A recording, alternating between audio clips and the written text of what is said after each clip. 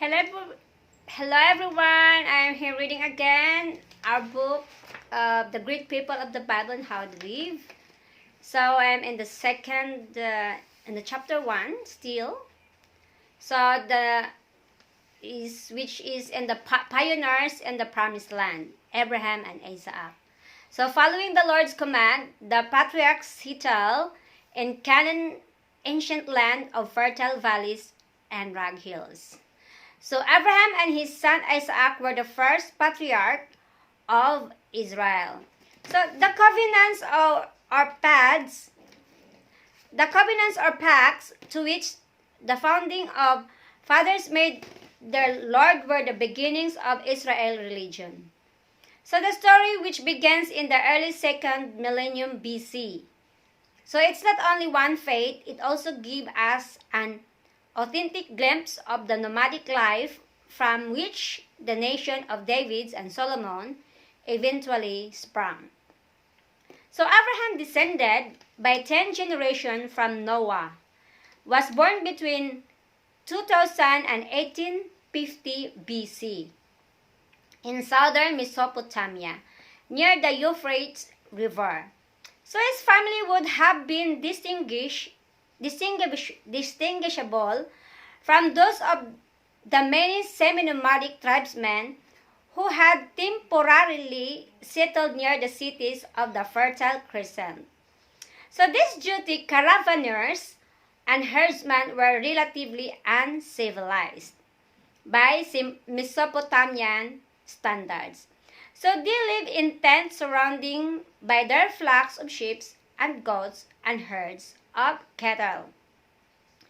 Tough, self-sufficient men and women, they had arrived sporadically from the northeast and southwest. So many of them have respectfully adopted the native religions. But they were never fully absorbed by the carefully structured by Mesopotamian society.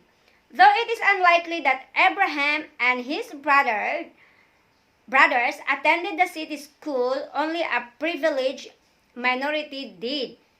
So they were undoubtedly impressed by the written tradition of the law and myth that the Mesopotamian civilization had developed.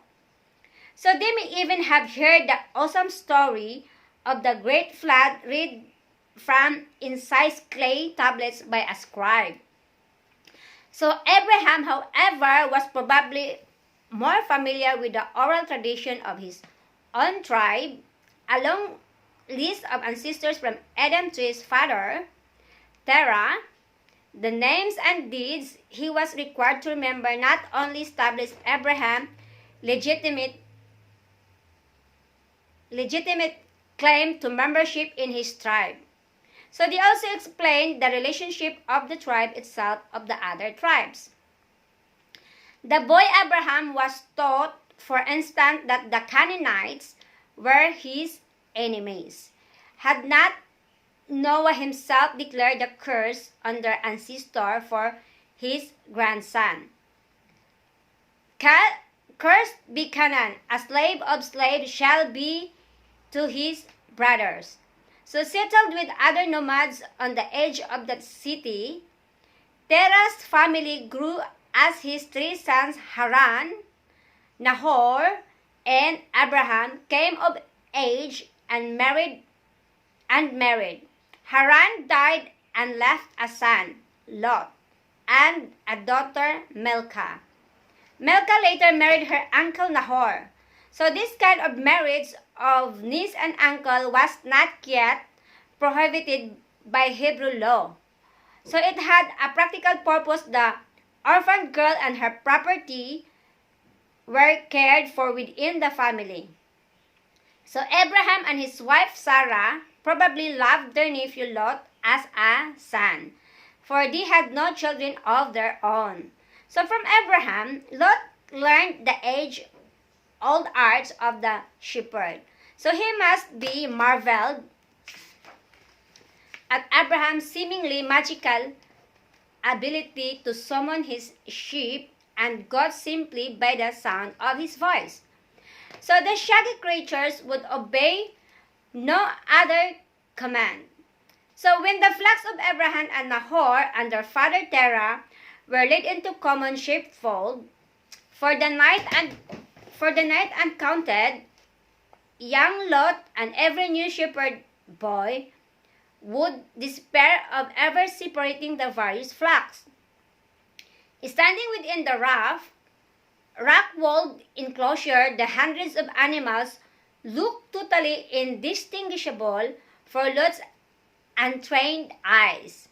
So it was with the wonder that the boys saw a flock go surely to its own shepherd when the gates of the enclosures were open at dawn. Next is migration to Haran. So as Lot grew older, his uncle Abraham taught him the other duties of a shepherd. So under Abraham's watchful eyes, Lot proudly performed the task of his elders. So the constant look out for the predatory lions, jackals, and bears, the continual commanding of the wandering flock, separating sick sheep and goats from the main herd with crooks carrying very young lambs and kids, and the endless search for more abundant grass and water. So the shepherd's tasks were all the more difficult because there were no sheepdogs then. So Terah clan probably did not own their pasturage but rented it from the Mesopotamians by the regular payment of a certain number of their animals. So it was partly the desire for more fertile land that caused the clan to migrate north to Haran. So several hundred miles up the Euphrates Valley. In addition, the cities of southern Mesopotamia were declining as the power of Babylonia grew. So what we do know is that eventually Terah took all the families of his clan to Haran. So the route that Terah and Abraham followed to Haran was the eastern leg of the greatest caravan trail of the ancient Near East. So cutting through the center of the Fertile Crescent, it arced from the Persian Gulf through the valleys of the Tigris and the Euphrates rivers to Haran. So then southwest through Damascus and Canaan into Egypt. So the prosperous towns of Haran was a gathering point to trade caravans. The walled city, surrounded by distinctive beehive-shaped huts, was ruled by a great Semitic people, the Amorites. So the capitals were at Haran at Mari on the Euphrates, 250 miles to the south. Next is I will make you a great nation. So the Hebrew probably camped outside of the city walls, where they could graze their animals and pitch their goats' herd tents. There they stayed for many seasons, and each year their number increased. So it was a good place to settle, for the land was fertile and trade brisk. Terah died at Haran, and Abraham, his eldest son, assumed the leadership of his tribe. Eventually, Abraham and his tribe began to long for land of their own. So they were weary of being tenants of the Amorites. It was then the command of the Lord directed Abraham toward Canaan. So now the Lord said to Abraham, "Go from your country to the land that I will show you, and I will make you a great nation, and I will bless you and make your name great. I will bless those who bless you, and him who curses you I will curse. And by you all the families of the earth shall bless themselves." So Abram went as the Lord had told him, and Lot went with him. Abram was 75 years old when he departed from Haran. And Abram took Sarai, his wife, and Lot, his brother's son, and all their possession which they had gathered, and the persons that they had gotten in Haran, and they set forth to go to the land of Canaan. Following the Lord's instructions, the tribe of the patriarchs headed west, the men leading their flocks and donkeys, the latter burdened with all of the portable possession, tents, blankets, food, cooking utensils, and tradable goods. So they must have stopped in Damascus, for at that time its amply watered location made it in the main caravan city on the trail from Haran to Canaan. So Damascus city of the Asses, as the Assyrians were to call it, was where caravans bound west for Canaan and Egypt were outfitted. Situated on a plain that is startlingly fertile by Near Eastern standard, the city must have impressed Abraham. Here, surrounded by flowering fields, rushing streams, and productive farms, was an exciting center of trade, news, and novelty. So in the large open squares and dark narrow streets, men and women of dozens of different tribes and nations jostled each other and spoke in many languages.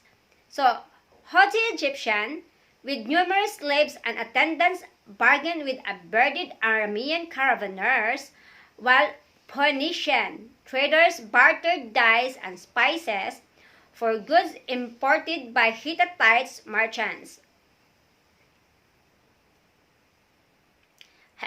Everywhere were the large Damascus donkeys, heavy-shouldered and colored dark brown. These intelligent beasts were the essential component of every caravan. So Abraham left Damascus at the head of his family and flocks. So leading his burdened donkeys, he also had a supply of money, precious metals, and goods to barter with. At first, he might have traveled with one of the large donkey caravans that regularly left the city. One caravan might include up to 3,000 donkeys, but 500 or 600 were more common.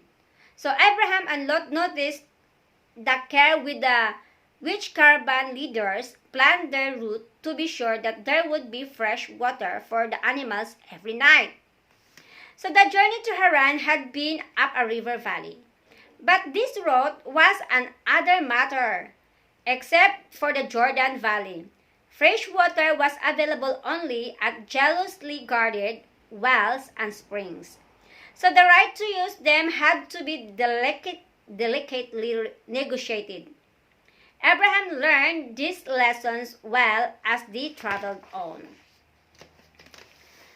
Covering almost 15 miles a day, Patriarch's caravan headed southwest toward Canaan. So the land promised to them by the Lord camped amidst their tents at night, their donkeys tethered, and their flocks enclosed. Abraham, Sarah, and Lot could see the original fires or scattered Amorite settlement flashing in the dark. So the settled Amorites tolerated their wandering cousins but kept carefully track of them by the use of the signal fires. For some of the bands of travelers were not as peaceful as Abraham's. There was, for instance, a tribe of Benjaminites that was suspected of being in collusion with marauding bands of robbers. Abraham's caravan had long since left the tilled fields surrounding Damascus and the river that watered them, within sight of the 10,000-foot heights of Mount Hermon. The fields had given way to series of relatively barren grass hills outlined by the dry river beds. So the region in turn merged into the forbidding Syrian desert where greenery disappeared. Suddenly, several days after their departure from Damascus, Abraham saw the hills of Canaan appear behind a ridge. They were at last at the frontier of the land of the purple, the promised land. Next is the arrival in the promised land. So Abraham, Sarah, and Lot continued to make their way through Canaan. So keeping to the central highlands that ran from the north to south, behind them to the west lay the coastal cities of Tyre and Canaanite cities. So there were Canaanite strongholds in the highlands too, but they were less powerful, or less jealous of their lands than the kingdoms in the plains. So all of the cities of the Canaanites owned nominal allegiance to Egypt. As Abraham well knew before he entered the country, the Egyptian peace in Canaan, like the peace in Mesopotamia, gave him the freedom to travel as he did. So despite the peace, it was the best for the Hebrews to stay in the highlands. The Canaanites were continually feuding over land and trade. Many of their ancient cities had already been destroyed by the Egyptians and invaders from the east, and new cities were slowly being built. So Abraham and his descendants were in awe of the remaining towns. So some of them, like Jericho and Megiddo, were ruins surrounded by the remains of immense fortification walls. So the Canaanites had bronze armor and weapons, as well as more as advanced warfare techniques. So this made them formidable to Hebrews. So Abraham was wise to avoid their strongholds. Abraham led his family on until they came to Shechem. So there, between Mount Ebal and Mount Gerizim, the Lord appeared to Abraham and said, "To your descendants I will give this land," reaffirming the original promise he had made in Haran. So from Shechem, they made their way south to Bethel, a city that had been founded about 100 years earlier. On a ridge east of the city, in Hebrews pitched their tents, and Abraham built an altar to the Lord. Then the Lord appeared to him once more and again renewed his promise of the land and prosperity. Abraham and his family probably stayed there for several months, listening their flocks pattern on the grasses that grew around the many springs in the sea. So then a famine swept through the Canaan, and once again the patriarch and his family packed their tents. They headed south in search of water and pasturage. So near Egypt, both Abraham and Lot prospered. Their flocks increased tremendously, and Abraham's, perhaps by trading sheep of silver and gold in the northern Egyptian markets, became rich by nomad standards. So at any rate, when Abraham and Lot returned to Bethel some years later, they found their numbers so increased that the land there could no longer support them all. So Lot chose for himself all the Jordan's valley, and Lot journeyed east. Thus they separated from each other. Abraham dwelt in the land of Canaan, while Lot, dwelling among the cities of the valley, and moved his tent as far as Sodom, near what was then the southern end of the Dead Sea. So from that time on, Lot's fortune dwindled. Not long after he settled in Sodom, an army led by a coalition of 4 chieftains, possibly seeking control of the copper mines in the area, captured and ransacked the cities on the southern shores of the Dead Sea. The soldiers took many prisoners, including Lot.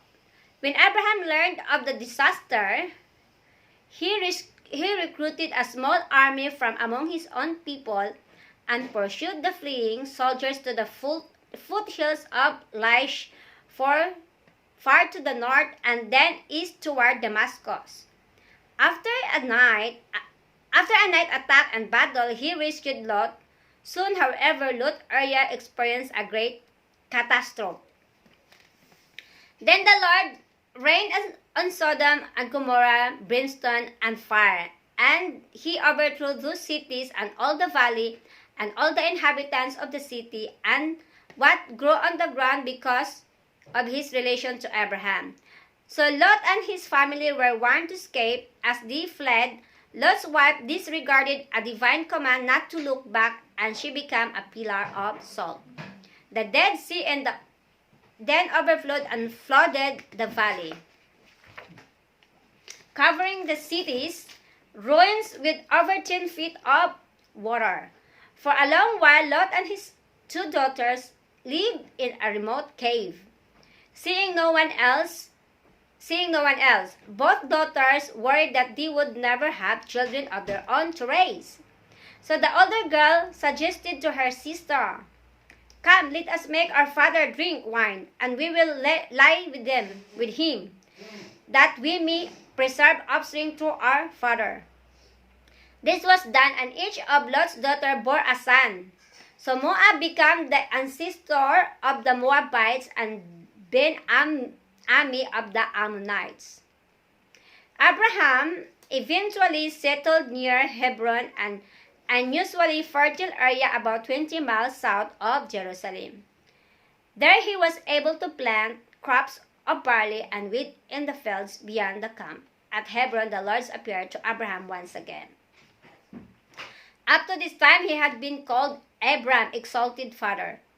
But now the Lord renamed him Abraham. His wife's name was changed from Sarai to Sarah.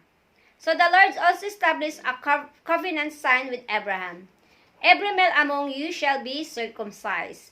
In the flesh of your foreskin, directed the Lord, so shall my covenant be in your flesh, an everlasting covenant."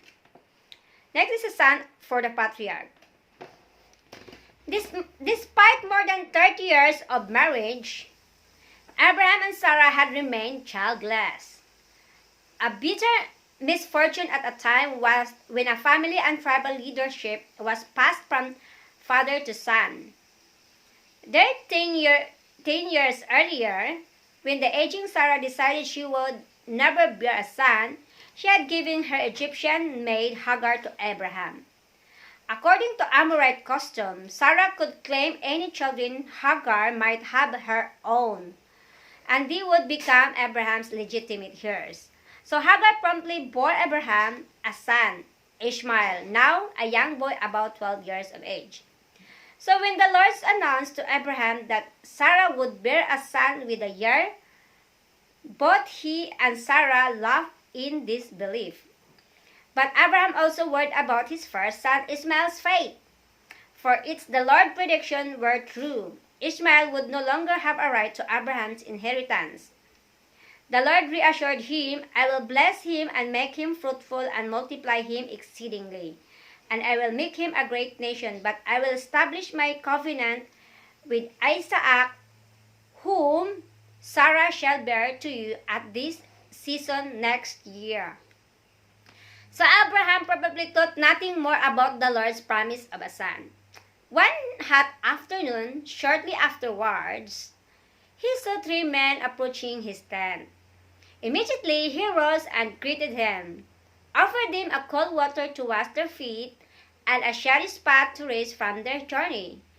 Here, on the borders of the wilderness, hospitality to strangers was an essential part of nomadic life. So Abraham knew he could rely on that same hospitality whenever he traveled. So hurriedly, he ordered Sarah to prepare 3 cakes from their finest ground meal, and then he picked out a tender calf from among his cattle. While a servant prepared the tasty meat, Abraham set milk and goat cheese before his guests and stood aside while they ate.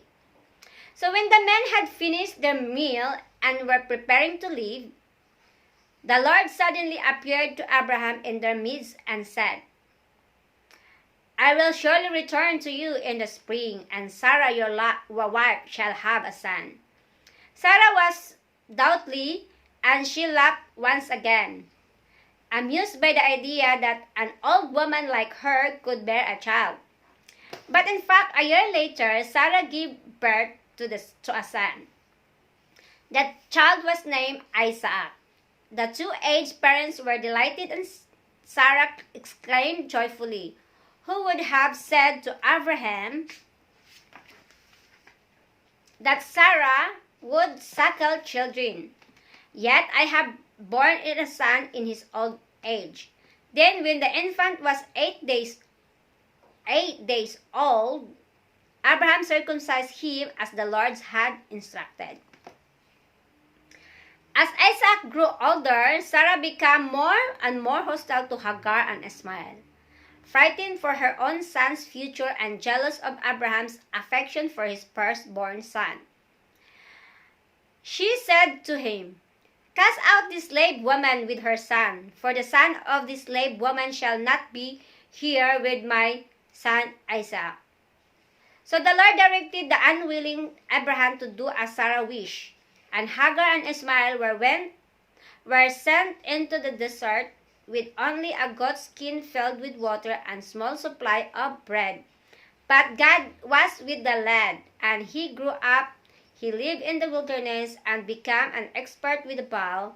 Indeed, Ishmael was destined to be a legendary ancestor of all the Bedouin tribes of northern Arabia. Next is sacrifice for the Lord. From their camps up in the hills, Abraham and Isaac watched the settled Canaanites for their land. So their agricultural year began in the late September, when they harvested the olive crops. So the oil from that fruit was used for cooking, as medicine, and in perfumes. When the winter rains began in late October, wheat and barley were planted on terraced fields carved out of the hills. So women scattered seed in furrows struck with flimsy, bronze-tipped wooden plows. So after 4 rainy months, the first spring harvest began. In March, flax was cut down to be dried and spun into the linen fiber. By late April, the rains had ended and the barley harvest began. 1 month later, the wheat crop was ready for cutting. The golden stalks of grain were expertly cut with flint-edged sickles and gathered in wicker baskets. So the crop was taken to a communal threshing floor where it was beaten with the stones and trampled to separate the grains from the stalks. So the grain itself was then stored in the earthenware containers. So during the summer months, figs, pomegranate, dates, lentils, chickpeas, cucumbers, onions, and leeks ripened and were harvested. Then in late August, the annual grape harvest began. It was a time of a joy for all, for it signaled the end of the hot summer weather. Some of the grapes were eaten fresh from the vines, some were dried into raisins that would last throughout the winter. But most were used to make rich, potent wine. Continuing his search for pasturage, Abraham moved to Beersheba, some 20 miles southwest of Hebron. There, he and his men dug a well of their own. A short time later, a dispute arose between Abraham and a local chieftain, Abimelech, whose servants had wrongfully captured the well. So the 2 men finally came to an agreement, which they confirmed by taking an oath. According to tradition, Beersheba, or well of the oath, was named for the pact. Then, unexpectedly, God tested Abraham and said to him, "Take your son, your only son, Isaac, to him whom you love, and go to the land of Moriah, and offer him there as a burnt offering upon one of the mountains of which I shall tell you." So Abraham was stunned. Offering to the Lord were nearly always rams or young lambs. A human being was never sacrificed. So the grief-stricken father loaded a donkey with several days' provision and enough wood to burn an offering. Then with Isaac and 2 servants he began the journey. On the 3rd day they reached the place of the Lord had chosen. Perhaps Isaac sensed his father's anguish for the absence of an animal indicated that his father would not be making a regular offering. So his father had assured him, God will provide himself the lamb for a burnt offering, my son. But there was no animal to be seen. So Isaac watched apprehensively as Abraham built a crude altar and laid the wood they had brought on top of it. Then the patriarch carefully bound the terrified boy and placed him on the altar. So Abraham held his knife, bracing himself to sacrifice Isaac. But the angel of the Lord called to him, Abraham, Abraham, do not lay your hands on the lad or do anything to him. For now I know that you fear God, seeing you have not withheld your only son from me. And behind him was a ram, and Abraham offered it up on a burnt offering instead of his son. So thus Abraham's faith was tested by the Lord. So his answering loyalty was rewarded by yet another divine blessings. He and Isaac returned to Beersheba and resumed the routines of the sheep-herding life. So moving their camp whenever better pasturage or water could be found elsewhere. Eventually, Abraham resettled his family in Hebron, where they had lived for so many years. The years passed, and Abraham's love for Isaac grew. Sorry, punit na yung aking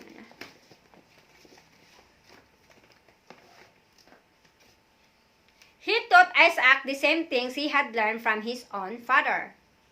So Terah, the duties and skills of shepherding, the use of the plow, and the history of his ancestors. In addition, he raised the boy to believe in the covenant the Lord had made with Abraham and his descendants. So they had reason to be grateful to their God. The land he had directed them to was a good one. At Hebron, Sarah died at the age of 127, and Abraham went to the mount for Sarah and to weep for her. Having no burial land of his own, he appealed to some neighboring Hittites to sell him a plot of land containing a cave which he could use as a tomb. So at first the Hittites offered him free use of their tombs. But eventually Abraham persuaded Ephron the Hittite to sell him his plot of land with a cave of Machpelah. So this burial site was the first property the Hebrew owned in the land the Lord had promised them. The time came for Isaac to marry.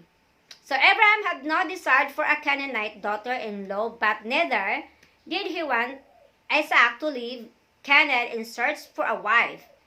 So Abraham sent his steward to Haran, where his brother Nahor and his family still lived, in hopes of finding a wife for Isaac among his own kin.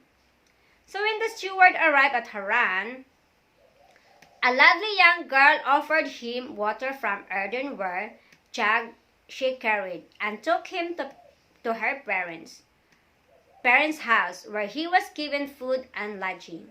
So the girl was Rebekah, so granddaughter of Abraham's brother. On learning who she was, she steward told her parents and her brother Laban the reason for the journey, and they quickly decided that Rebekah should marry Isaac. Then the steward gave Rebekah and her family the gifts he had brought from Hebron: gold and silver, rings and bracelets, fine clothing, and other costly ornaments. The next day, the steward and Rebekah, accompanied by her maids, departed for Canaan. Several days later, Isaac went out to meditate in the field in the evening, and lifted up his eyes and looked. And Rebekah lifted up her eyes, and when she saw Isaac, she said to the servant, "Who is the man yonder, walking in the field to meet us?" So the servant said, "It is my master." So she took her veil and covered herself. Isaac brought her into the tent and took Rebekah, and she became his wife, and she loved her from the moment on. Abraham also took another wife, Keturah, who bore him many sons. As they reached maturity, Abraham rewarded them with gifts, probably flocks of their own, and sent them away from Canaan, so that Isaac remained his only heir. Next is the Peaceful Patriarch. When Abraham was 175 old, he breathed his last and died, and was gathered to his people. His son Ishmael returned from his wilderness home and was reunited with Isaac for the last time. So the two brothers buried their fathers next to Sarah at Machpelah. Then Ishmael returned to his own people. As head of the tribe, it was now Isaac's responsibility to provide adequate pasturage and water for his people's flocks. During the next years of his life, he and his tribe traveled from place to place, from one oasis to another between Beersheba and Gerar, 20 miles to the northwest. They usually settled long enough in each place to dig a well near the camp and to raise crops of grain nearby. Sometimes dispute arose between the Canaanites and Hebrew shepherds over the use of the wells already dug. When that happened, Isaac usually chose to move on rather than to argue with the more heavily armed Canaanites. So he was a peaceful man, blessed by the Lord and dedicated to God of his father. So during Isaac's wanderings, he frequently came across wells his fathers had dug, so now black because of neglect of the maliciousness of the local Canaanites. So and Isaac dug again the wells of the water which had been dug in the days of Abraham, and he gave them the names which his father had given them. So later in his life, Isaac returned to his former home at Beersheba. There the Lord renewed the promise of the land he had made to Abraham, and Isaac in turn built the Lord an altar to commemorate the promise. Abimelech, the local chieftain who had befriended Abraham, then approached Isaac with a plan to restore the peace between the Hebrews and his own people. "We see plainly that the Lord is with you, so we say, let there be an oath between you and us, that you will do us no harm, just as we have not touched you and have done to you nothing but good and have sent you away in peace. You are now the blessed of the Lord." So the two men took an oath of peace which remained in effect for many years. Despite the Lord's blessing and his friendly relations with the local Canaanites, Isaac's family life was far from tranquil. So Rebekah had born twins, Esau the elder by only a few minutes, and Jacob. So the two boys could not have been more unlike each other. Esau was a boisterous outdoorsman, and Jacob was the quiet one. So toward the end of Isaac's life, when he had become frail and nearly blind, he was cruelly tricked into giving his blessing which rightfully belonged to Esau, to his younger son, Jacob. So the blessing could only be given once, and Esau's fury was such that Jacob had to flee Canaan for his life. So finally, at the end of 180 years, Isaac died near Hebron, which his father had lived and died before him. So Jacob and Esau, now at peace with each other, buried him near his parents, Abraham and Sarah. Since childhood he had been protected by the Lord, his life full of days.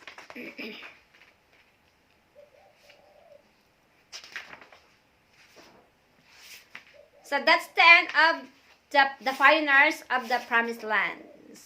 So in the next video, we read in the chapter 2, which is in the chapter 2, the 12 tribes of a new nations, Jacob and his son. So but I'm reading that one in the next video. Thanks for watching. God bless everyone. Bye.